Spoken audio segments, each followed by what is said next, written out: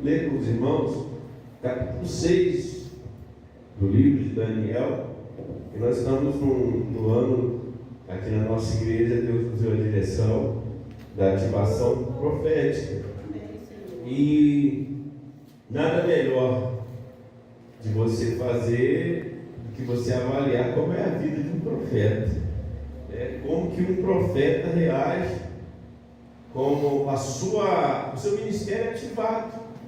Que na verdade, irmãos, nós falamos aqui na mensagem de Ano Novo, que nós realizamos aqui na igreja. Só eu baixar aqui. Nós tivemos falando porque geralmente um profeta era levantado quando o povo se desviava daquilo que Deus queria.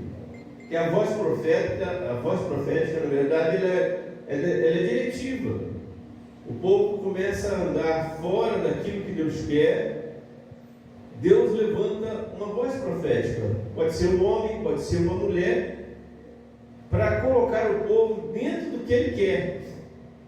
Mas, pais e irmãos, pode-se pasmar que a voz profética ela não é aceita. Sempre vai haver uma resistência a uma voz profética. Quando Deus levanta um profeta, quando Deus levanta uma voz profética, o povo, por quê, irmãos? Porque às vezes, num piscar de olhos, quem dirige sabe disso. Às vezes tem placa na estrada que você não pode deixar de ver. Tem placa na estrada que, se você piscar o olho e perder, o retorno é enorme. Você tem que andar quase 20 quilômetros. Eu lembro quando eu estava vindo acho que foi Campo do Jordão? Não. Foi Campo do Jordão. Nós pegamos uma estrada e eu não olhei a placa. E eu já estava chegando perto já de um outro pedágio que ia para uma outra localidade completamente diferente de voltar para Barra Mansa. E eu tive que fazer eu andei uma faixa de quase 15 quilômetros para chegar nesse retorno, para retornar ao local certo. Então a voz profética, ela vai te mostrar. Só que quando você está ali, antes da voz profética ela acontecer, você acha que você está certo. Porque o povo, ele faz escolhas, irmãos, e essas escolhas às vezes ela afasta de Deus. E Deus usa o profeta para poder dirigir. Só que a voz profética, ela não é ouvida, ela não é... Obrigado, irmão. A voz profética não é aceita. Mas houve um tempo aqui de Daniel. Daniel era um homem, era um jovem, junto com Misael, Ananias e Azarias, eles eram um nobre em Israel. Só que Israel, ele foi levado cativo pela Babilônia, e Daniel foi escolhido, jovens para ficar na corte, para ser alimentados. Não conhece a história, mas até então ele estava ali. E a gente nunca sabe como que a nossa voz vai soar.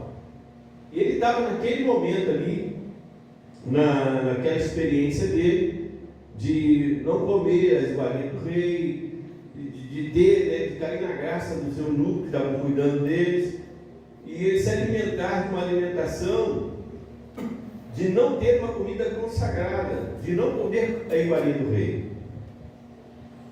Mas assim, é muito interessante que a voz profética às vezes não é a voz, ei, ei, ei. A voz profética às vezes não é isso que você está ouvindo aqui. A voz que fala mais alto, irmãos, às vezes não é essa que sai pela boca, é aquela que a gente vive. E eu achei muito interessante ali que naquele momento que eles estavam ali na Babilônia, o que aconteceu? Eles pegaram, estavam vivendo aquela situação, e eles foram colocados em lugares de destaque. E eles não podiam falar sobre Deus, eles tinham que viver Deus, porque eles não estavam numa nação, num local onde eles podiam, o pastor deles, pregar.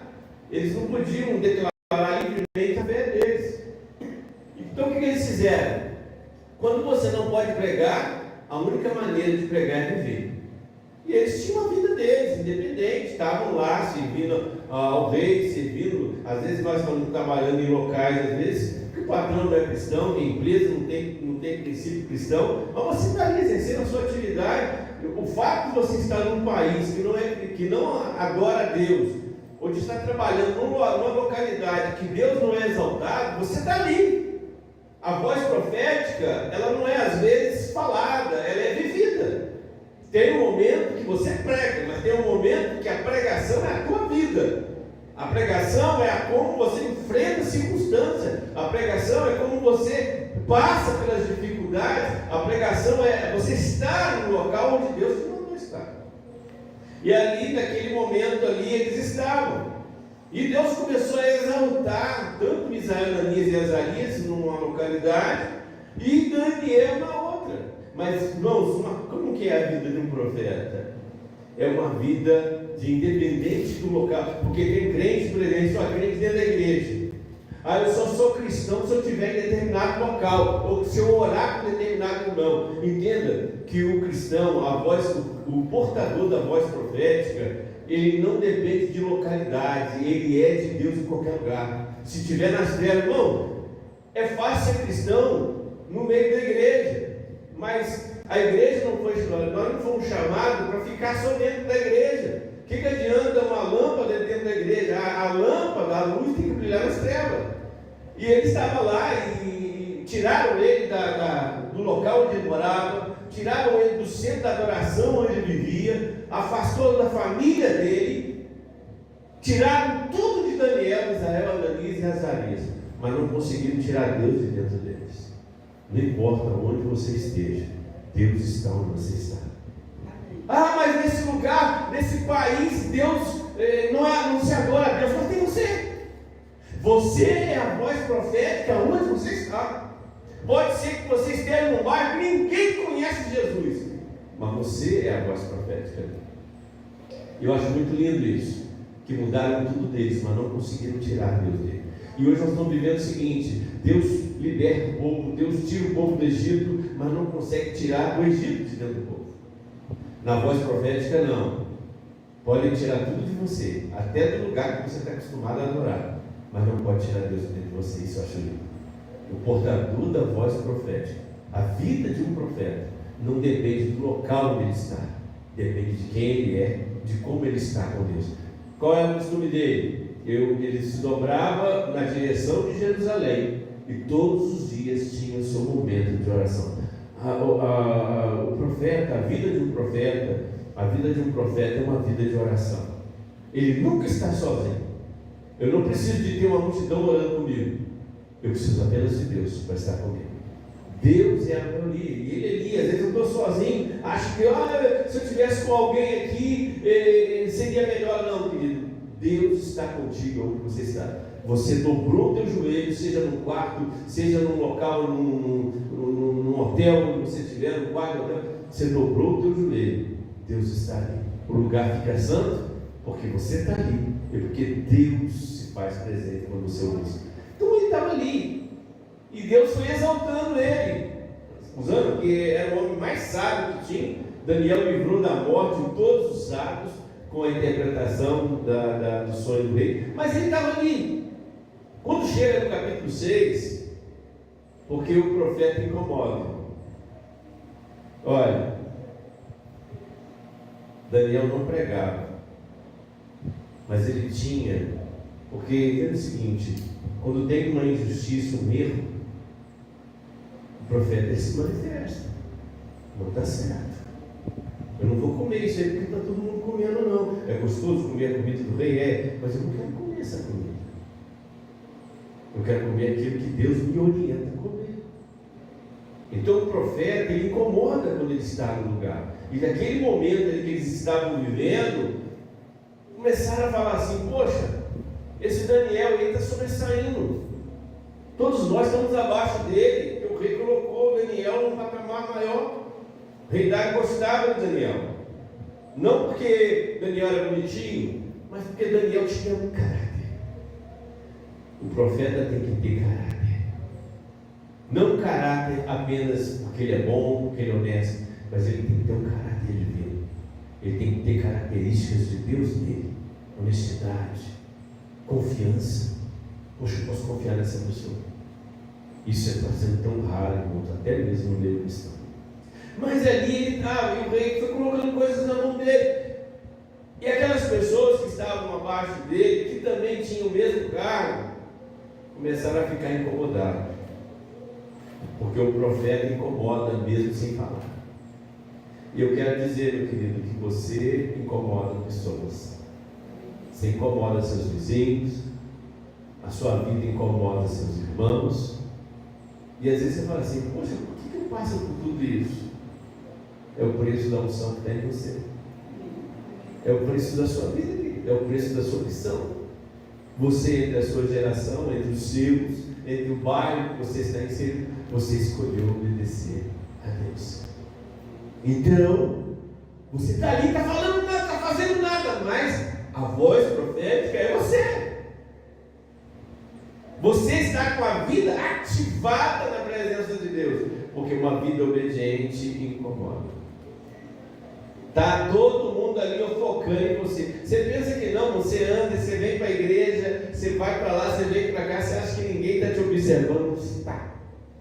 Como você reage, quando acontece uma situação, se você vai xingar, se você vai perdoar, se alguém te afronta, se você vai revidar, se você contamina os outros com o ódio que você está. Como nós vimos uma pregadora, né? Você tipo assim, você está com raiva, você arruma um grupo para ficar com raiva com você. E fica com raiva se ele não ficar com raiva daquilo que você está com raiva. Mas você está ali, você é a voz, profeta. Você está sendo observado, irmãos. Esse ano de 2024, você foi observado o ano inteiro. E tem gente que vai vir para a igreja como colheita sua, sem você saber, porque por causa do exemplo, por causa da forma de você reagir, porque você pregou sem falar. A maior pregação não é o que sai da voz, é o que sai da vida. E o profeta tem que ter vida. Daniel não falava nada, ele só orava. E Deus agia. Quando a gente está na presença de Deus, então, como é a vida de um profeta? É uma vida que, independente do local que ele está, ele é um adorador e que ele tem uma vida de oração, ele tem amigos de oração. Misael, Ananias e Azarias eram amigos de oração de Daniel. A gente não pode, o profeta, ele não vive sozinho. Ele tem a comunhão com Deus, mas ele tem amigos de oração. Cuidado com os seus amigos. Se não for de oração, corre dele. Que tem amigo de confusão, né, irmão? Tem amigo que coloca a gente, em vez de ajudar, só trabalha. Foge deles, são amigos tóxicos. Mas tem amigos de oração, amigos verdadeiros. E naquele momento ali, querido, levantaram, começaram a fazer algo muito legal, que me dá uma base nessa manhã para a vida de um profeta. Naquele momento que ele estava vivendo ali, fizeram um SP Santo na vida dele. E eu te pergunto, irmão, se fizer um SP Santo na nossa vida, quantas lojas nós estamos vendendo? Quantas pessoas compramos e não pagamos? Quantas coisas que pegamos e não devolvemos? Não é isso? Fizeram uma inspeção nele e não achou nada. Esse homem não tem nada que a gente possa levantar e falar: ei, ele fez isso, ele não fez. Durante todo o seu período no governo de Dário, Daniel nunca desviou em nada, nenhuma lei, nenhuma regra, não desobedeceu nada, pelo contrário, ele só acrescentava. Então ele era um homem que, independente de estar pregando, a sua vida, a sua postura, a sua moral, a sua responsabilidade diante do rei, ele era um homem de brilho, de honestidade. Ele era um homem cheio não só da capacidade de Deus, mas ele era um homem que destacava como uma luz na sua forma de viver, de conduta, de falar. Querido, antes disso aqui sair da tua boca, pensa como aquilo que você vai falar vai chegar para o outro, porque a gente pode matar o outro por aquilo que a gente fala. Vamos ter cuidado, até pensa, querido, você tem isso daqui acima da cabeça, é para pensar antes de sair. Porque tem gente que fala cada asneira, tem gente que fala cada coisa, você fica assim: meu Deus. O diabo sopra aqui, você pensa no que ele falou, ele reproduz e mata o irmão, para o ministério do irmão. E a gente tem que tomar cuidado com isso, porque você é um profeta. A tua voz tem peso. Então ali, ele ficou ali. E procuraram o lado moral dele. Se ele fazia alguma coisa, se ele traía a mulher dele, nada. Procuraram no lado financeiro, se ele devia, se ele subornou alguém, nada. Se ele praticou algum ato que eles podiam chegar diante do rei para condená-lo, nada. A Bíblia diz que não encontraram nada. O que eu entendo com isso, irmão? Independente se um profeta não tem nada que desabone a conduta dele, o diabo vai usar alguém para tentar sujar você. Vamos criar algo então, criar uma lei lá no Egito que não podia se adorar nenhum outro Deus, fazer oração a outro Deus que se não fosse Haddad. E o rei, apelaram para o ego humano, né? Ele era um bom rei, mas ele falhou em colocar que ele não podia ser revogado.